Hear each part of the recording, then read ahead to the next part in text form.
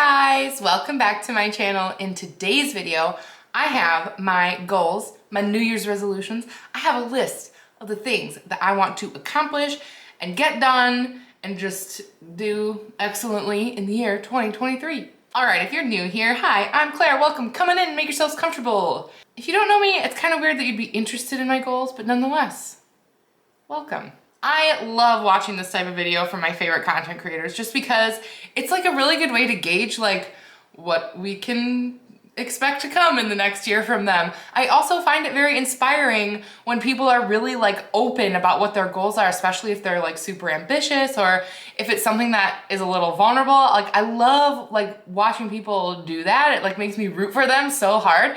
So I thought, okay, I'll make one. I'll make this video. I've done this before and I usually succeed at the goals for each year. Maybe it has to do with me telling you. I do think that is a key to reaching goals. I not only write them down, okay? I say them out loud, not just to my husband, but to the internet. So I gotta actually try to achieve them, right? So I came up with 9 goals this year, and I guess we'll just get right into it. My first goal for 2023 is to put together what I have called a life binder. Now this shouldn't be that difficult.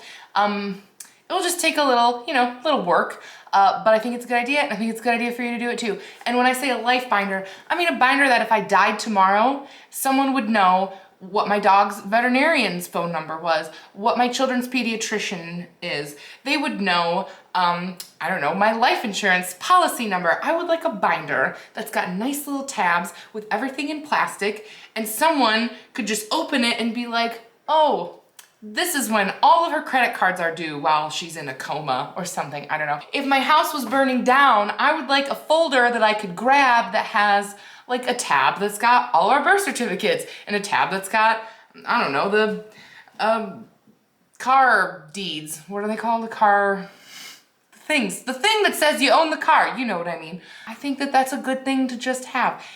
Anyone in a crisis would be thankful for that binder. So I'm gonna make one. And my second goal this year definitely ties in with that first one, and that is I need a will. It doesn't need to be like a big, expensive one. I don't have a vast estate. I have a single home. And, it might not be that complicated. I don't think there's like anyone who would contest my sister taking my children if my husband and I were to like tragically die.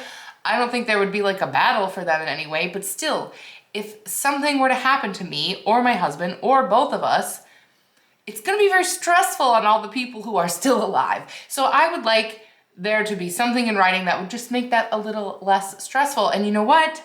I could put it in the binder, a copy of it. There'll be a tab in the life binder that you can just flip to, and then you'll know. You'll know what my wishes are. You'll know what I want done with my body. People won't have to try to figure it out or fight over it or any of that.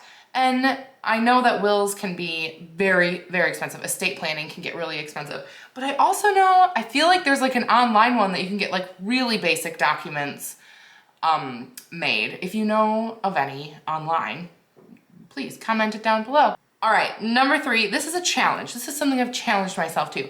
I wanna see if I can refrain from buying a single piece of new clothing for the entire year of 2023. Now, I've created a slight loophole for myself, and that is I can buy used clothing. So I'm not gonna get rid of the thrift experience, which I love so dearly, but I'm not doing any new clothes shopping. I find that I buy a lot of stuff that I never wear. I do a lot of online Amazon shopping, and then I get it, and I don't like the fabric. It's too thin, it's too cheap. And then I like never send it back, or I do, and then that makes me feel guilty because like it's like buying clothes and then sending them back over and over is like terrible for the environment because a lot of times they just like throw them away, and I feel bad about that. So I also just think that it's just a fun challenge. I just want to see if I can do it. I think I will give myself a little room to break this rule while I'm on vacation in Italy because I'm very excited for that. And if I find a fabulous Italian sundress, I'm gonna buy it, okay? So I'll say this challenge does not count if I'm not in the United States. We'll put it that way. All right, my next goal is to look at our retirement sort of plan and adjust as needed. And I think this is a great time of year, everyone, to think about retirement. And now, I work in a job, I'm a dog groomer. I work in a job where there is no great retirement benefits here. It doesn't exist. I make commission off the dogs that I groom, and that's that. So I started a Roth IRA.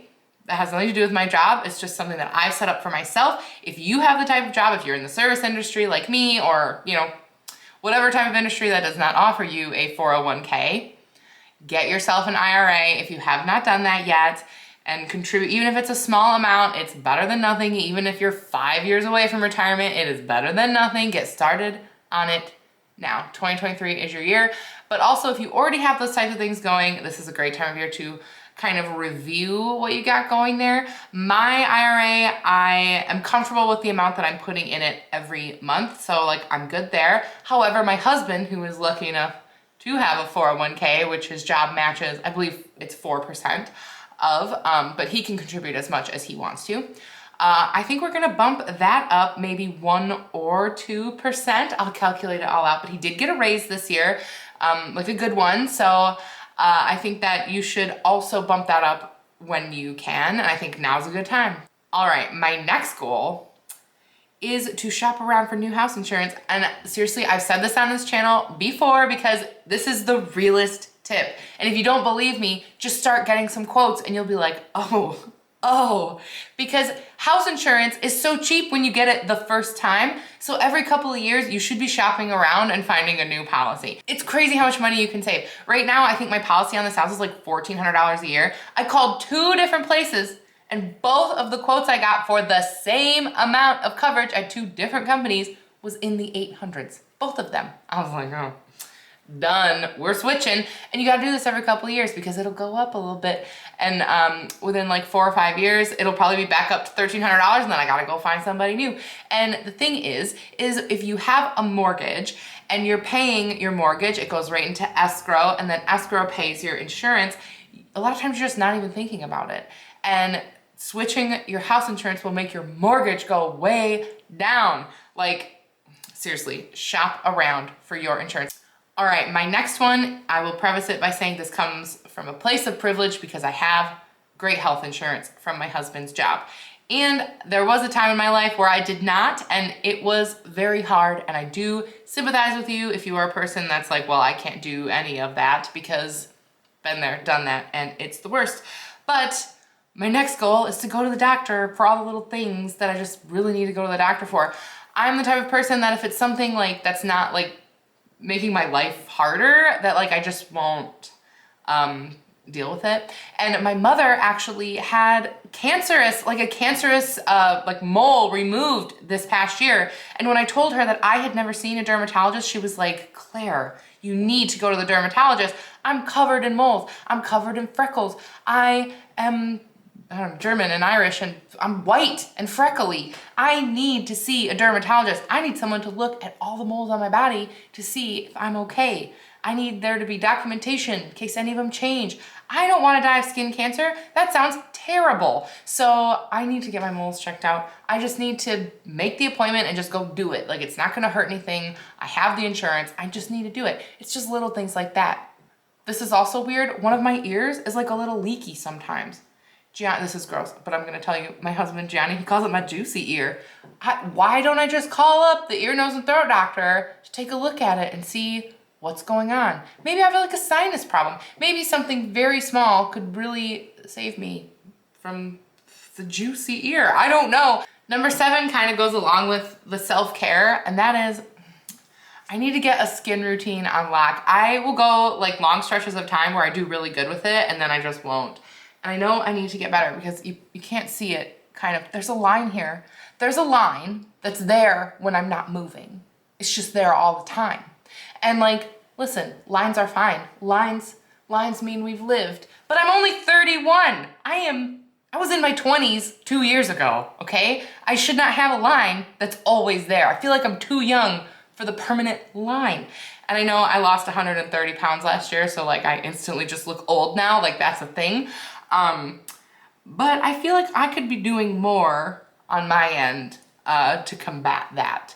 I need to be wearing sunscreen every day. I need to be wearing SPF every single day. I need to be doing retinol at night. I just need to be better with the skincare routine. And I know I'm like not opposed to getting a little injection up there eventually. Probably, I mean, not for like maybe another decade. I don't know. We'll see. We'll see what happens. But the line has been concerning to me, and it's making me feel like it's my fault for not using retinol every day for the last 10 years. So 2023, I'm gonna be better at it. Number 8 has to do with my garden. This is like a goal I have every year of just being bigger and better in the garden. I love growing my own food. I think it's just amazing, and sometimes a lot of work for something I could probably buy at Aldi for like $1, but still. And I wanna add some boxes, and the like garden boxes I wanna add are, now we're like running out of room in the backyard, so I wanna add them to like the front side yard, which means like the neighborhood can see them, so they gotta be pretty. They gotta look nice. I gotta try really hard, you know?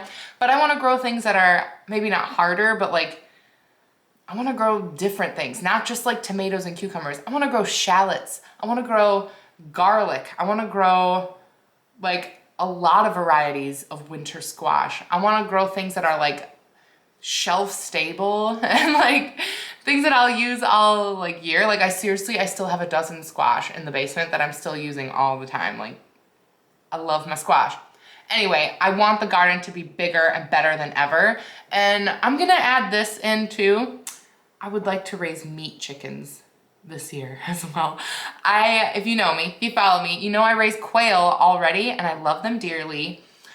We have 8 quail and everyone's all upset about the price of eggs, but man, I got eggs all day, every day from my beautiful little quail. So I'm not interested in chickens for eggs because A, they take a long time, like months to start producing eggs, where my quail produce after like, I don't know, a month, which is great. But chickens take up a lot more space. They're noisy, they're kind of stinky. But meat chickens, it only takes meat chickens 7 weeks to be of age to be processed. So I'm like, okay, but I could do 7 weeks with some chickens. And like, especially if we did them in like April and May, like by the time really summer came around, we'd have our yard back. I could make them a big enclosure. I would have the happiest, healthiest chickens that would make us happy, healthy meat. And I just feel like if you're gonna eat the chicken, might as well make sure it's a nice, happy chicken, right? I think it's a good idea. You might be able to tell though that I've not quite convinced my husband because I feel like I'm trying to convince you that it's a good idea. So if you think it's a good idea too that I raise meat chickens, leave me a comment down below, but only if you think it's a good idea, because I don't need Gianni reading people being like, don't do it. Like, don't tell me if you think it's a bad idea. Only tell me it's a good idea. And then I'll show them all the comments and be like, look, everybody agrees that we should get meat chickens. All right, and my last goal for this year is to hit 15,000 subscribers on this channel. And I think that's probably an easy one. I think I will definitely just do that. Because I think I'm pretty close to 14 right now. So I think that's like 1,000 and I'll probably do that. But maybe you have noticed that I don't really try that hard on this channel. And by that, I mean, like YouTube is such a difficult thing to navigate if you're trying to like get big and get famous. You have to do like tons of research. You have to make videos on trending topics. You have to like optimize your like keywords and your thumbnail, and like it's a lot of work, and like I don't want to do that. I do YouTube because it's fun and I enjoy it and it's a hobby and it makes me feel connected to all these people, and I like that. So I just make videos about things that I want to make videos about. Like I don't like do any research. Like there's this new like tool that you're supposed to like research topics and they'll give you like a score if it's like a good topic to make a video of, and I've never used it. I'm like, no, I'm just gonna make a video about pot roast because like I like pot roast. Like that's my only reason. So like, I don't know, maybe some of you are out there rooting for me to become a big famous YouTuber, but like guys, that's not gonna happen. That's not what we're doing over here. And honestly, slowly but surely, like almost 14,000 of you have decided that they like the vibe of me just like not really caring that much. So I feel like it is reasonable to think that 1,000 more will find me and be like, yeah, I like the vibe, like sounds good.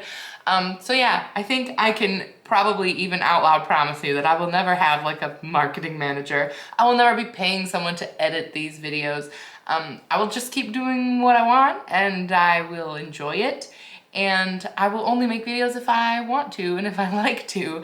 And yeah, I promise you, I'll always just be me. And in 2023, I think we'll hit 15,000. So tell all your friends to come and subscribe to me if they like that.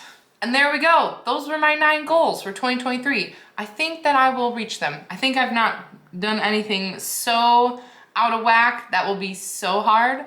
But they're not just resolutions. They're like, you know, little goals, things that I'm going to do this year. So definitely if you're making your list, if you've already made your list and have already like failed on all of them, maybe not think of them as resolutions, but maybe some little goals or things you want to do this year and make them achievable. So yeah, I hope you enjoyed this list. Let me know what you thought.